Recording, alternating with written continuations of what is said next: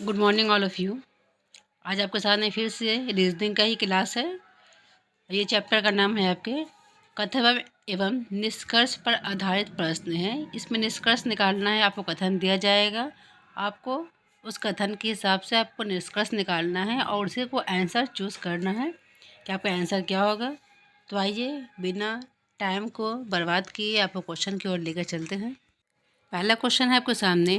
सबसे पहले तो आपको निष्कर्ष दिया हुआ है ए बी सी डी और डी दिए गए हैं। इस निष्कर्ष को ज्ञात कीजिए जो दिए गए कथन में से निश्चित रूप से निकाला जा सकता है।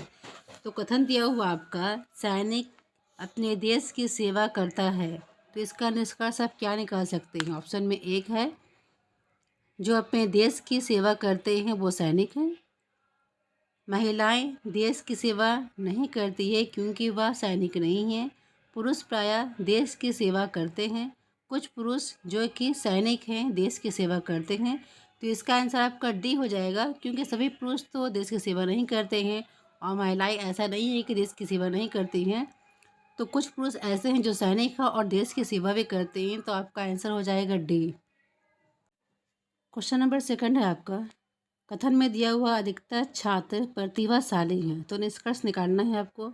ऑप्शन ए में है कुछ विद्यार्थी प्रतिभाशाली हैं, तो कुछ विद्यार्थी सिर्फ प्रतिभाशाली नहीं हो सकते हैं।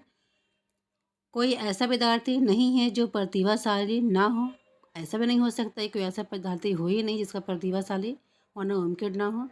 ऑप्शन नंबर सी है कुछ ऐसे विद्यार्थी हैं जो निम्न स्तर के हैं, और ऑप्शन डी है सही विद्यार्थी प्रतिभाशील हैं। तो इसमें लिखा अधिकतर छात्र प्रतिभाशील है, तो इसमें हो सकता है आपका आंसर कुछ ऐसे विद्यार्थी हैं जो निम्न स्तर के हैं लेकिन ज़्यादातर प्रतिभाशील हैं।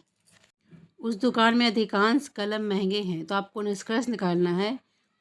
ऑप्शन ए है उस दुकान में सस्ते कलम नहीं है, ये आपका निष्कर्ष नहीं हो सकता है क्योंकि सस्ते कलम हो ही नहीं सकते हैं उसमें, ये रिजेक्ट हो गया आपका।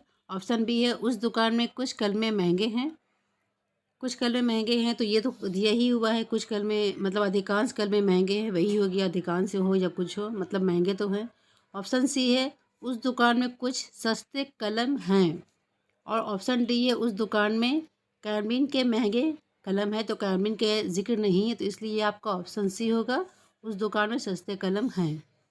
क्वेश्चन देखिए, जो पुस्तक कल मैंने पढ़ी बहुत श्रेष्ठ थी, तो आपको निष्कर्ष निकालना है। ऑप्शन ए है मेरी पढ़ी हुई अन्य पुस्तक श्रेष्ठ नहीं है, ऐसा कुछ बता नहीं रहा ऑप्शन में। ऑप्शन बी है जो पुस्तक मैंने कल पढ़ी वह मेरी अब तक की पढ़ी पुस्तकों में से उत्तम है। ये हो सकता है कि जो पुस्तकें मैंने कल पढ़ी वो श्रेष्ठ थी, मतलब अभी तक हम वैसा कोई पुस्तक पढ़ा नहीं था। तो ऑप्शन बी आपका आंसर है, लेकिन सी पे देख लेते हैं क्या बता रहा है सी में। मेरी पढ़ी हुई कुछ पुस्तकें इस पुस्तक की तरह नहीं है, ऐसा नहीं हो सकता है।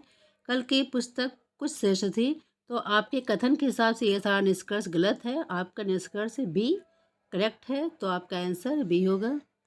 क्वेश्चन देखिए, बहुत से धूम्रपान करने वाले व्यक्तियों को कैंसर हो जाता है, ये आपका कथन है और निष्कर्ष दिया हुआ है। बहुत से कैंसर के रोगी धूम्रसेवी हैं। ऑप्शन बी है धूम्रपान करने से कैंसर हो जाता है। ऑप्शन सी है अधिकांश धूम्रसेवियों को कैंसर हो जाता है, और ऑप्शन डी है धूम्रपान करने से हमेशा कैंसर होगा। तो आपके कथन के हिसाब से आपको आंसर देना है। कथन दिया हुआ है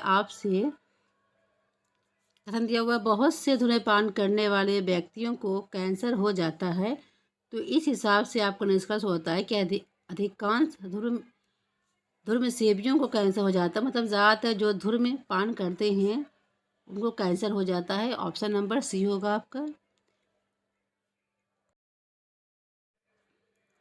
रीजनिंग में ये चैप्टर पढ़ना ज़रूरी होता है। आपको लगता होगा कि रीजनिंग का चैप्टर कुछ ऐसा क्वेश्चन है जो अटपटा सा क्वेश्चन है, लेकिन ये क्वेश्चन आता है आपके एग्ज़ाम में, आपको निष्कर्ष निकालना होता है, तो कथन के हिसाब से ही आप निष्कर्ष निकालिएगा। इसलिए ये चैप्टर को आपके सामने आज लेकर आई हूँ। प्लीज़ लाइक, सब्सक्राइब और शेयर ज़रूर कीजिए ज़्यादा से ज़्यादा, ये आपकी ज़िम्मेदारी है।